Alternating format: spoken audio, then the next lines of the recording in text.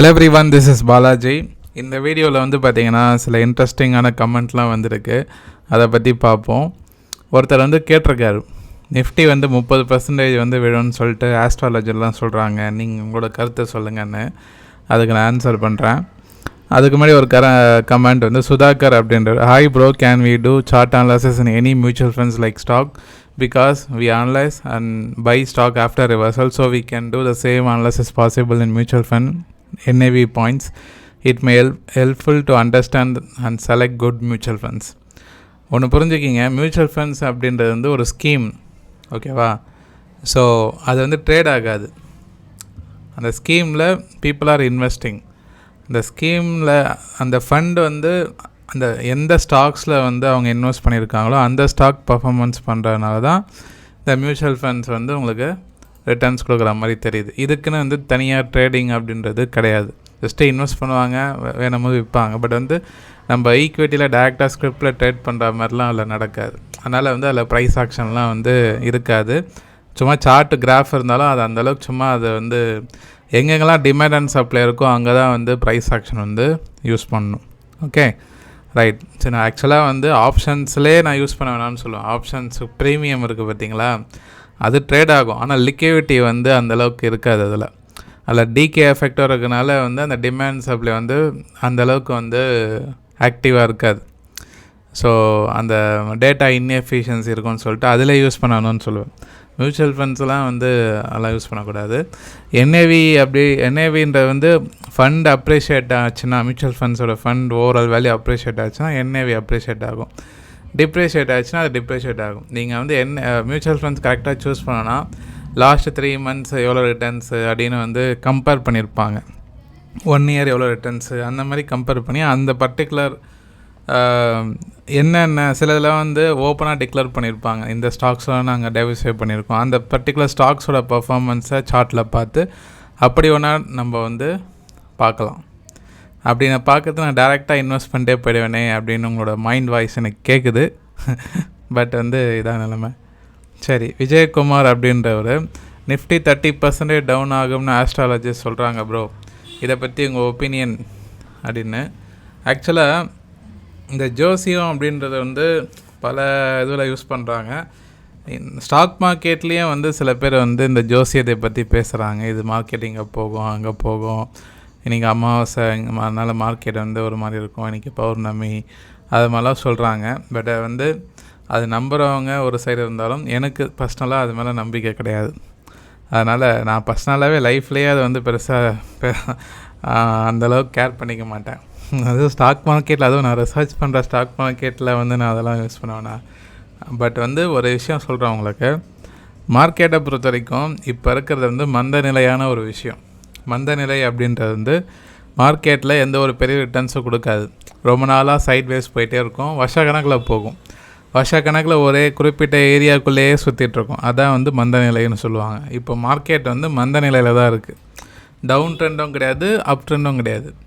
இப்போ 22,000 அப்படின்ற வந்து 2024 5ஆம் மாதத்துலேருந்து மார்க்கெட் வந்து அதே இடத்துல தான், 22,000லேருந்து 26,000. அகெயின் ஒரு வருஷம் டவுன் ஆச்சு, அகெயின் ஒரு வருஷம் அப் ஆச்சு, அகெயின் ஒரு வருஷம், இதை 24 2 வருஷம் ஓடி போச்சு. 2 வருஷமாக நிஃப்டி வந்து இந்த 22,000லேருந்து 26,000க்குள்ளே தான் சுற்றிட்டுருக்கு.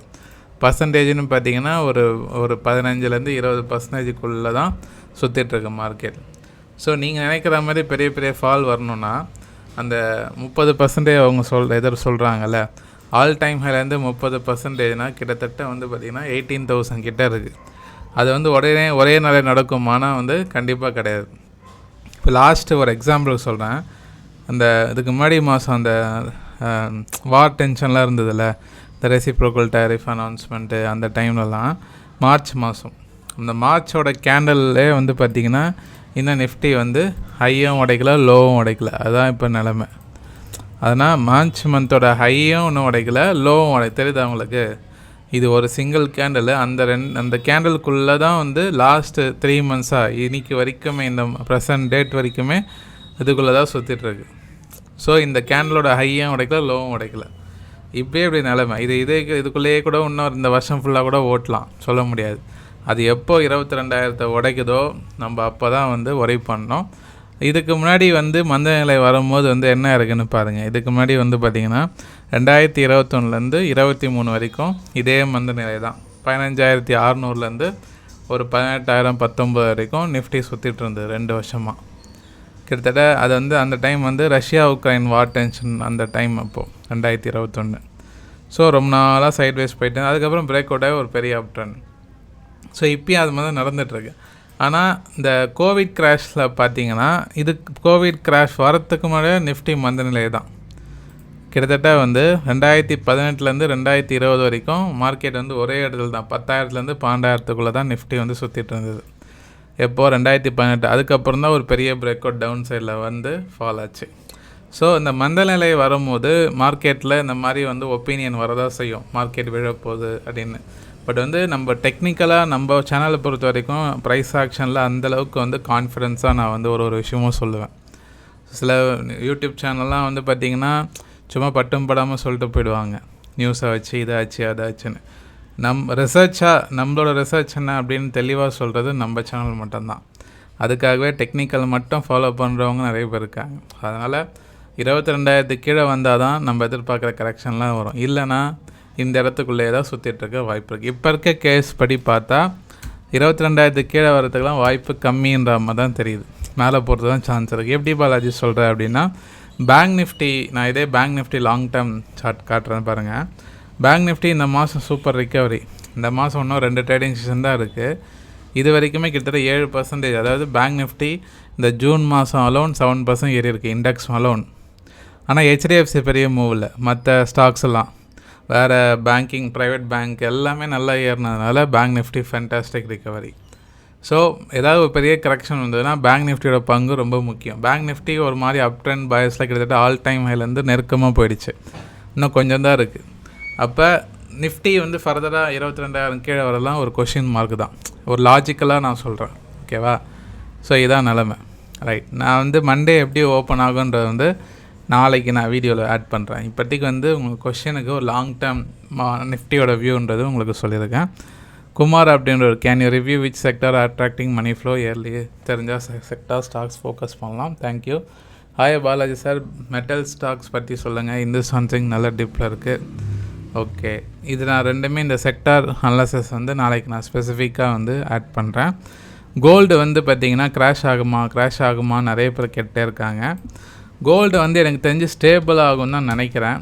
ஸோ கோல்டு மார்க்கெட் பொறுத்த வரைக்கும் இந்த பேனிக் சிச்சுவேஷன்லேருந்து ஆக்சுவலாக கோல்டு ஒரு ஃபென்டாஸ்டிக் ரேலி, அது உங்களுக்கு சந்தேகமே இல்லை. அதில் வந்து கொஞ்சம் இப்போ வந்து அந்த ப்ரீவியஸ் லோ பக்கத்தில் ட்ரேட் ஆகிட்டுருக்கு. இன்னும் வந்து ஒரு ஃப்ரீ ஃபால் ஜோனில் கோல்டு இல்லை, ப்ரீவியஸ் லோ பக்கத்தில் இருக்குது. இங்கேருந்து திரும்பலாம் அப்படின்றது தான் இப்போ இருக்க சிச்சுவேஷன். மேபி பிரேக் ஆச்சுன்னா அது கோல்டுக்கு வந்து ஒரு பெரிய ஒரு என்ன சொல்கிற ஒரு செல்லிங் ஃபேஸாக இருக்கும். ஸோ அந்த நிலைமை இப்போதைக்கு வரலை. பிரேக் அவுட் ஆனால் நான் கண்டிப்பாக சொல்கிறேன். இப்போதைக்கு கோல்டு வந்து சப்போர்ட்டில் இருக்குது, முக்கியமான சப்போர்ட்டில் இருக்குது. டூ ஆர் டை மாதிரி. ஒன்று இங்கே வந்து பிரேக் டவுன் சைடில் பிரேக் ஆச்சுன்னா ஒரு ஃப்ரீ ஃபால் ஜோன், ஃப்ரீ ஃபால்னால் ஒரு 10% கூட இறங்கிறதுக்கு வாய்ப்பு இருக்கும். அப் சைடில் உடைச்சதுன்னா ஒரு நல்ல ஒரு ரேலி வரும். ஸோ உடனே வந்து இங்கே வந்து கோல்டு கிராஷ் ஆகுங்க அப்படின்றது நம்ம வந்து இப்போதைக்கு டெக்னிக்கலாக பார்க்கும்போது அந்த சிச்சுவேஷன் வந்து இல்லை. இந்த பாருங்கள், இந்த ட்ரெண்ட் லைனுக்குள்ளே தான் இருக்குது. இப்போ லாஸ்ட் 2 days ரிக்கவரி தான். ஸோ வெயிட் பண்ணுங்கள். இந்த லோ ப்ரீவியஸ் லோ எம்சிஎக்ஸ் படி பார்த்தா 137 கீழே வரணும், வந்தால் பார்ப்போம். Okay, right. ஸோ புரிஞ்சிருக்கும்னு நினைக்கிறேன். நீங்கள் நினைக்கிறீங்கன்னு கமெண்ட் பண்ணுங்கள். Will see further. நிறைய பேர் பார்க்குறீங்க, லைக் பண்ணுங்கள். நிறைய பேருக்கு இந்த வீடியோ ஷேர் பண்ணுங்கள். டிஎன்ஏ டெலகிராம் குரூப் இருக்குது, டிஸ்கிரிப்ஷன் லிங்க் இருக்குது, செக் பண்ணி ஜாயின் பண்ணிக்கிங்க. மிக்க நன்றி நண்பர்களே.